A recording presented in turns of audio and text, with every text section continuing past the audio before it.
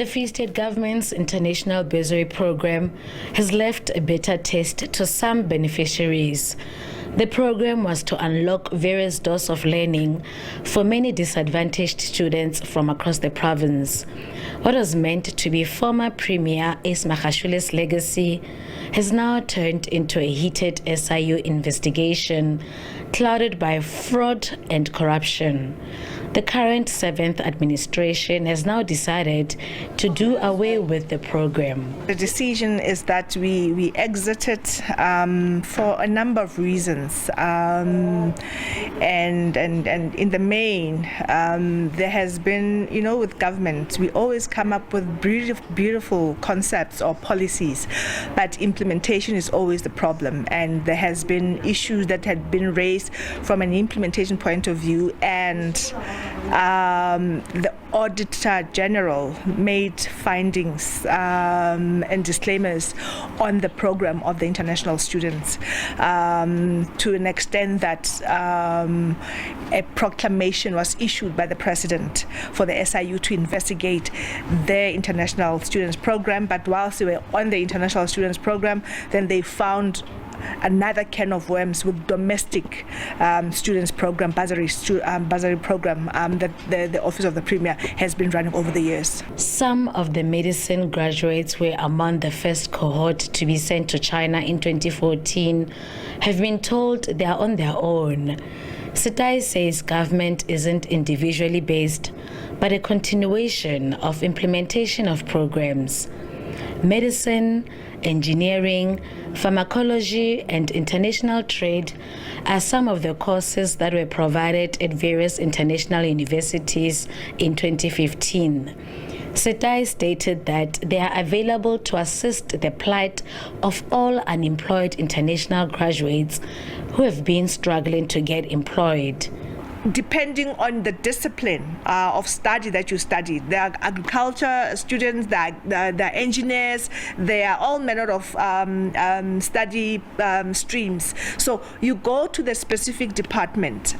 Department of Agriculture, the part of this program, the Department of Education, Department of Health, even us in the Office of the Premier, that we can be able to help. Because remember I said we have invested 3.9 billion. It's a lot of money, and we need to make sure that there is return on investment of the province. So there's no way that we'll shut that door out after having invested so much. So they just need to come and make contact with the government, because we need those skills so that we can be able to improve the economy of this province. Government was expecting this initiative would have yielded positive results 30 years into democracy. Like I said, that it is part of our 30-year story. This international students program. Not many provinces have done it before, and like I said, it was a brilliant concept, but the implementation was flawed over the years. So to an extent that the Auditor General made an audit finding in 2018. And a disclaimer. I've just been with the forensic investigator who's investigating this program from the SIU, just to have a sense of where things are at since the proclamation was issued by the President in 2018 to now, because initially it was set to finish in 2023 in June, but because of things that are unfolding, even with domestic program, the bursary program, there seem to be things that are unraveling about corruption and fraud. There are officials who have been suspended, others have been fired, and so there is that continuous process of investigations.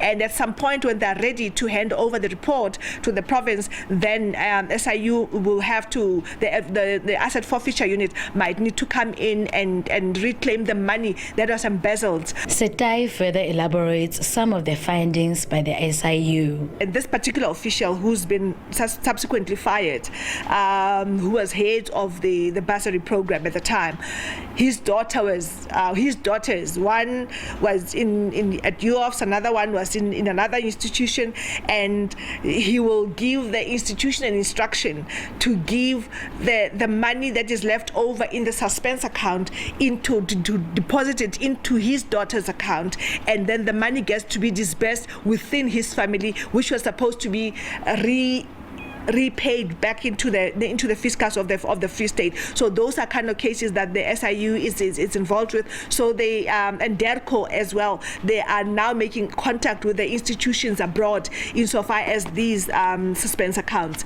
So it's a lot. I mean, to date, I think we are talking of just over 12 million that they have been able to collect from the institutions of higher learning in the country, and the number is incremental insofar as the investigations are ongoing. So which is a sad part, that this is money that was supposed to continue expanding the program and making sure that the disadvantaged students of this province qualify. And another thing that they have